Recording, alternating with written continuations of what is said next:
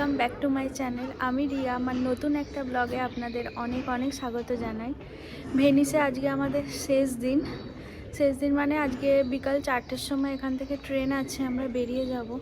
তার আগে সকালটা যতটা পারি ঘুরে নিই, একটু মার্কেট এক্সপ্লোর করারও ইচ্ছা আছে। চলুন তাহলে যাওয়া যাক, আর ব্লগটা এখান থেকে শুরু করছি। আশা করি আপনাদের ভীষণ ভালো লাগবে। আসার পরই এই যে পুরো এই ক্যানেলটা আমাদের বাড়ির সামনেই পড়ে, মানে হোটেলের সামনে। পেছনে একদম লম্বা ক্যানেল চলে গেছে। আজ ব্লগটা শুরু করতেও মনটা খুব খারাপ লাগছিল, শুধু মনে হচ্ছিল কাল থেকে আর এই জায়গাটা দেখতে পাবো না। এই অলিগলি, এই এত সুন্দর ছোট বড় ক্যানেল, সব কিছুই ভীষণ মিস করব। আবার সেই নির্জনতার মধ্যে গিয়ে পড়া। আপনারা জানেন অস্ট্রিয়াতে লোক সংখ্যা এমনি ভীষণ কম, চারিদিকটা নির্জন নিস্তব্ধ, পাহাড় দিয়ে ঘেরা। ইতালিটা সম্পূর্ণই আলাদা। এখানে এত লোকজন, এত ভিড়, আর সব থেকে ভালো লাগে সবসময় এইরকম জলের আওয়াজ, যেটা শুনলেই মনটা একেবারে ভালো হয়ে যায়। চলুন এখন ওই সান মার্কোর দিকে আমরা যাচ্ছি। আমরা এখন ওই ফেরোভিয়া থেকে এই সামনেই ওয়াটার বাস স্টেশন আছে, এখান থেকে ওয়াটার বাস নিয়ে আমরা এখন যাব রিয়াল্টোর সামনে নামবো। আর রিয়াল্টো ব্রিজ থেকে তারপর হেঁটে যাব সান মার্কোতে আজকে ঘোরাঘুরি করবো। আর দুদিনে তো দারুণ ওয়েদার পেয়েছিলাম আমরা, কিন্তু আজকে মনে হচ্ছে না ওয়েদার খুব একটা ভালো থাকবে বলে। প্রচুর মেঘলা, আর 12টার পর থেকে বৃষ্টিও হবে, দেখা যাক কী হয়। আপাতত এখন এখান থেকে ওয়াটার বাস নিয়ে এই যে আমরা চলেই এসেছি ওয়াটার বাস স্টেশনে, নিয়ে আপাতত আমরা রিয়াল্টোতে নামবো।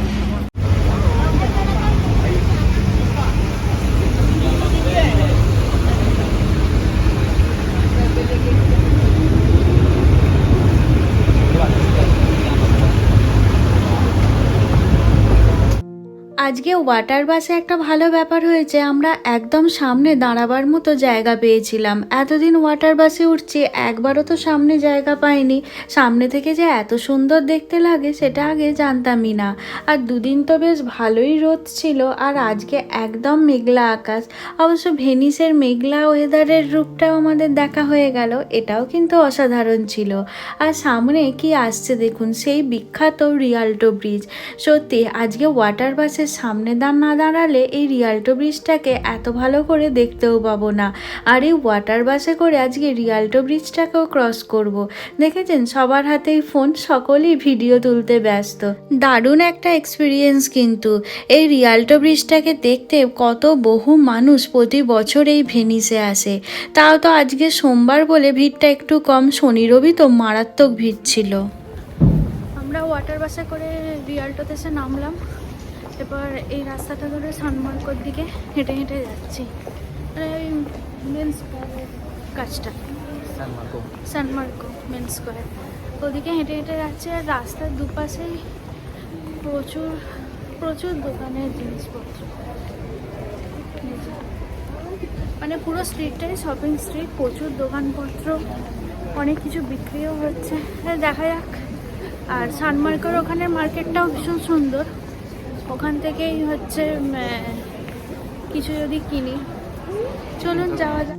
দুপাশে যে দোকানপত্র দেখছেন বেশিরভাগই ওই মুড়ানো গ্লাসের দোকান। আমরা তো মুড়ানো আগেই গেছি, তবে এখানে যে দোকানগুলো আছে একটু দেখে শুনে কেনা দরকার, কারণ কতটা অথেন্টিক সেটা জানা নেই। একটু দেখে শুনে কিনলে জিনিসপত্রগুলো ভালোই হয়। আর সামনে দেখুন একটা দোকান দেখে প্রথমেই চোখটা আটকে গেল, বাটা। এখানেও বাটার শোরুম আছে। যে কোনো ইন্ডিয়ান ব্র্যান্ড দেখলেই প্রথমেই চোখটা আটকে যায়, আর বাটার কথা তো আমরা সবাই জানি। চলুন এবার এই দোকানটার পাশ দিয়ে আর একটু হেঁটে গেলেই সান মার্কো স্কোয়ার। আমরা যেদিন প্রথম ভেনিস আসি সেদিন বিকেলবেলা আমরা সান মার্কোতে এসেছিলাম, কিন্তু সেদিন অনেকটাই সন্ধ্যা হয়ে গেছিলো, আমরা তাই জন্য ঠিকমতো এক্সপ্লোর করতে পারিনি। আমরা শুধু জাস্ট এই উঁচু টাওয়ারটায় উঠেছিলাম। আর অরিজিতের খুব শখ ছিল যেখানে সব সিনেমার শ্যুটিংগুলো হয় সেই জায়গায় গিয়ে ও একটু রিল বানাবে। ওর শখ মেটাতেই আজকে মেনলি সান মার্কোতে আসা। আর জায়গাটা সত্যি দেখারও ছিল আমাদের, কারণ এত সিনেমার শ্যুটিং এখানে হয়েছে। সেই এলাকাটাই যদি না আমরা ঠিকমতো এক্সপ্লোর করি তাহলে কি হয়। চলুন আমরাও একটু রিল বানিয়ে নিই।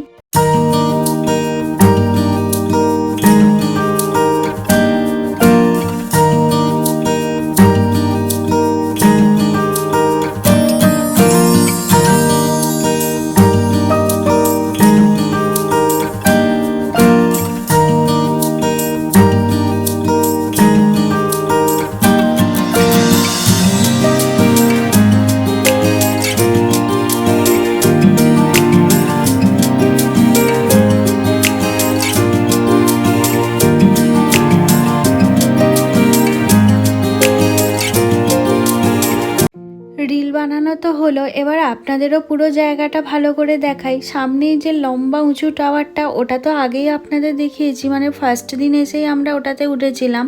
আর তার পাশেরটাই হলো ব্যাসিলিকা বা মিউজিয়াম আর কি। আর দুপাশে যেই বড় দুটো বিল্ডিং দেখতে পাচ্ছেন, এর মধ্যে অনেক দোকানপত্র, রেস্টুরেন্ট, আরও অফিস, এই জাতীয় জিনিসপত্র।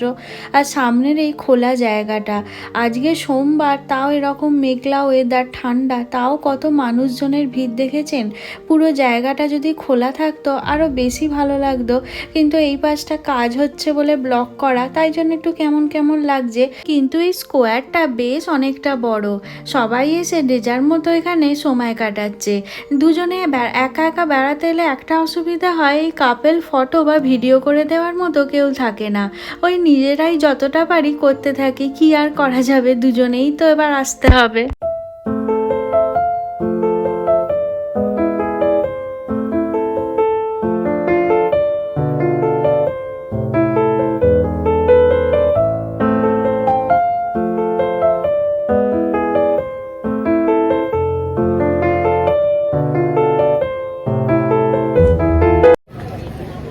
সানমার্কোতে বেশ অনেকক্ষণ ছিলাম, অনেক ফটো আর রিল বানিয়ে নিলাম।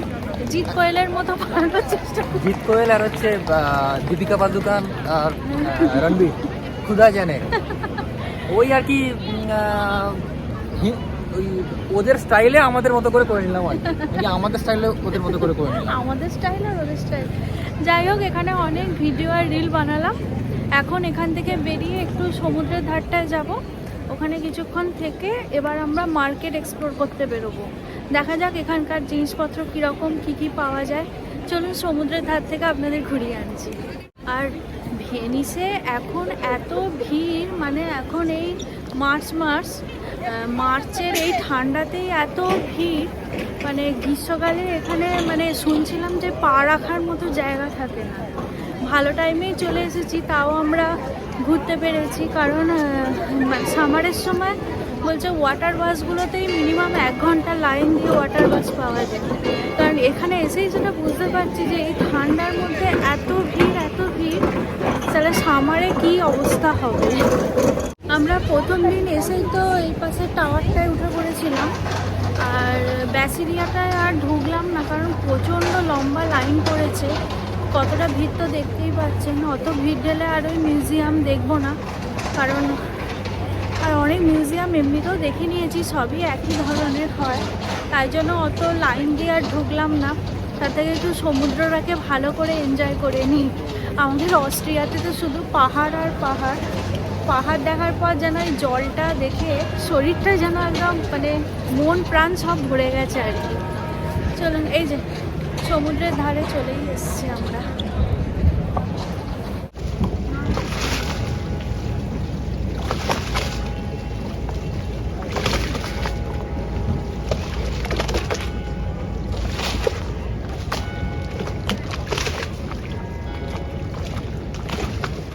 আগেই বলেছি সানমার্কো থেকেও গন্ডোলা রাইড করা যায়, রেট কিন্তু এই একই, 90 ইউরো আর 110 ইউরো, এই দুরকম রেটই সব জায়গায় ফিক্সড।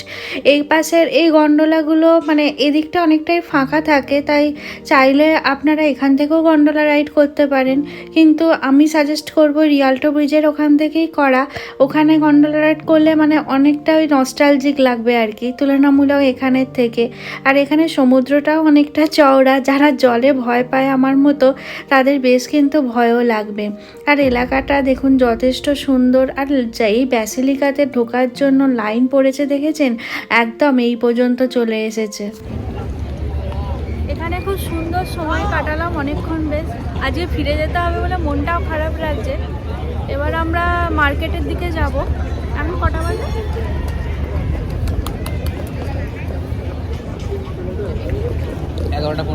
এখন 11:15 বাজে, এখনো কিছুক্ষণ টাইম আছে আমাদের কাছে। চলুন মার্কেটে যাওয়া যাক, দেখি কি কি পাই আমরা। মার্কেটের রাস্তাগুলো কতটা ন্যারো আপনারা তো দেখেইছেন, আর সেরকম প্রচণ্ড ভিড় হয়ে গেছে, যত বেলা বাড়ছে ভিড় বাড়ছে, তাই জন্য সেইভাবে ভিডিও করা হয়নি। তবে এই ব্যাগের দোকানটায় ঢুকেছিলাম, দারুণ সুন্দর সুন্দর লেদারের কালেকশান। আপনারা জানেনই যে ইটালিয়ান লেদার বিখ্যাত। এখানে এরকম পরপর প্রচুর দোকান আছে, তাই একটা দোকান থেকে ঢুকেই পড়েছিলাম। তেমন একটা ভিডিও ভেতরে করতে পারিনি, ওই একটু আধটু আপনাদের দেখিয়ে দিলাম। আর এই দোকানটার প্রাইস বেশ রিজনেবল ছিল, তাই কিছু জিনিস কিনেই ফেলেছিলাম আর কি। আর কালেকশনও দারুণ ছিল। আমাদের ওই দোকানটা থেকে কেনা হয়ে গেছে, একটা পার্স নেওয়ার ছিল, অরিজিতের একটা ওয়ালেট নিল। আপাতত কেনাকাটি যা ছিল কমপ্লিট। আর বাইরে এসে কেনাকাটি মানে বুঝতেই পারছেন।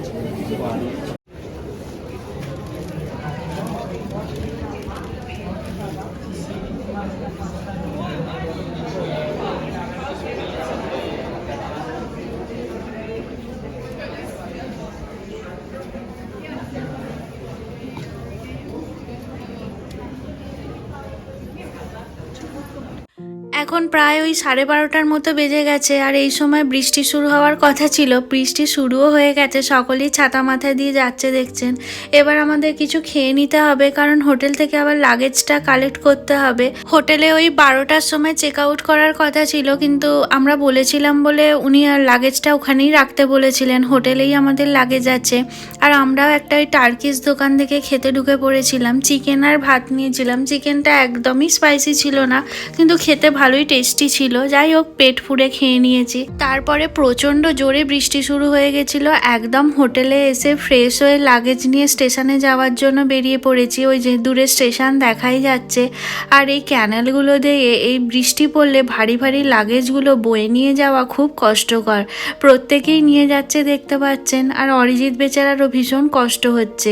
বৃষ্টি না হলে ভালো হতো, কিন্তু বৃষ্টিটা বেশ ভালোই জোরে এখন পড়ছে। যাই হোক, ভিডিওটা এখানেই শেষ করছি। আর আমাদের ভেনিস ট্যুর এখানেই শেষ হলো। খুব মিস করব ভেনিসকে। বৃষ্টি ভেজা ভেনিসের একটা আলাদা রূপ আছে, সেটা কিন্তু স্বীকার করতেই হবে। এখানে মানে অস্ট্রিয়া আসার পর থেকে অনেক জায়গায় বেড়াতে গেলাম, কিন্তু কোথাও থেকে ফেরার সময় এতটা মন খারাপ হয়নি। তখন যেন মনে হচ্ছিল বাড়ি আমাদের টানছে। কিন্তু জানি না কেন ভেনিস থেকে ফেরার সময় দুজনেরই মনটা ভীষণ খারাপ হয়ে গেছিল।